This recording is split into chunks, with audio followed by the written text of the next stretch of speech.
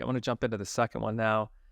This one is all about creating a category in a crowded marketplace, something that a ton of B2B marketers are probably just faced with all the time. So Number let's two. go jump into number two. Take it away. So first off, there's a ton of different types of categories. You can think of them in two different levels, though.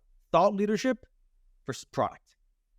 The first thing people get wrong. Everyone thinks, not everyone, but a lot of people, I should say, think about, got to create a category. Well, why would I create a category with that? Because it doesn't make any sense. Well, actually, it makes a lot of sense if you think about it from a thought leadership brand standpoint versus a very product-specific category that they would talk about in Gartner, Forrester, etc. So that's just something to recognize. So in this example, this company had a problem, very crowded market, dozens of competitors, needed a way to stand out, and decided that they needed to create a thought leadership type of category.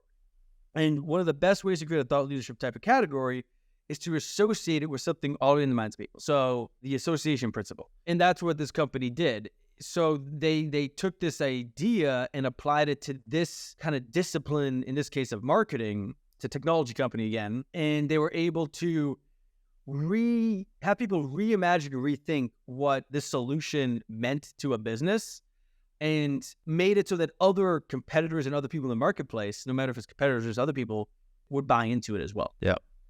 So you mentioned a lot of companies who were competing. Was this a defensive thing? Meaning like, was the business declining and they needed to turn it around? Or was this more of like a proactive offensive move to gain market share? Like, help us understand what was going on within the marketplace. Offensive move to create brand awareness, brand recognition for the brand a little bit, but more for this new way, this new point of view, story, education about how to use this solution in new and better ways. Yeah. Okay. How long did it? I'm going to break the two-part question here. So one is, how long did it take for you to get to that clarity around this is how we're going to position ourselves? And then the second part is the execution.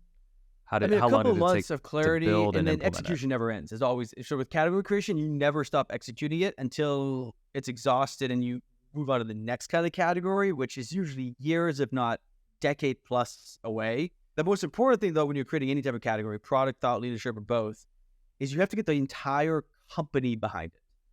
And that's been a little bit of a struggle, I think, for this company as well, like where everyone needs to understand it, believe in it, get it, and evangelize it. Because if not everyone in the company is doing then having everyone that you try to, interact with in the market around this category becomes harder, right? So it's like, that is a thing that I've seen firsthand be one of the most important things when it comes to category creation. But this is something that never stops in terms of execution. You're only trying to build more momentum as you continue to bring it into the minds of new people and hopefully get them to believe in it so much that it becomes part of like their heart, right? The mind, the heart, the soul.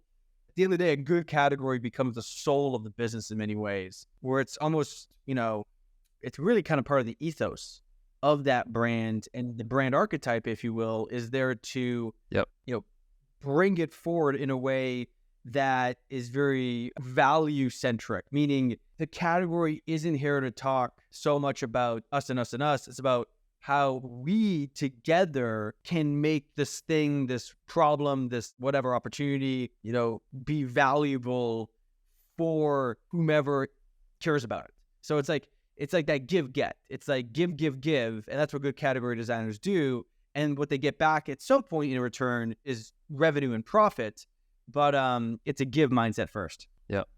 All right, that makes sense. So fast forward, a year or later after you've developed this, what's going on in the marketplace? Are other companies being acquired? Are they divesting? Tell us what happened. Other companies have definitely picked up on it, and I think with many categories, competitors don't like to talk about it because it's not mine, but like you actually want competitors to talk about it, and some are talking about it.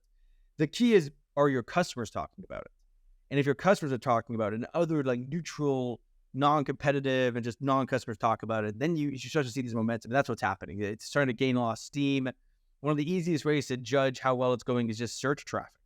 The ranking and traffic to these keywords that are related to the category. How often is it being talked about and used in conversations with customers and buyers? How is it resonating in the marketplace across, social communities? Just that community that surrounds the brands, how many people are talking about it there and then. So yeah, it's definitely going well. And I really believe it's been validated. Now it's about just continuing the drumbeat.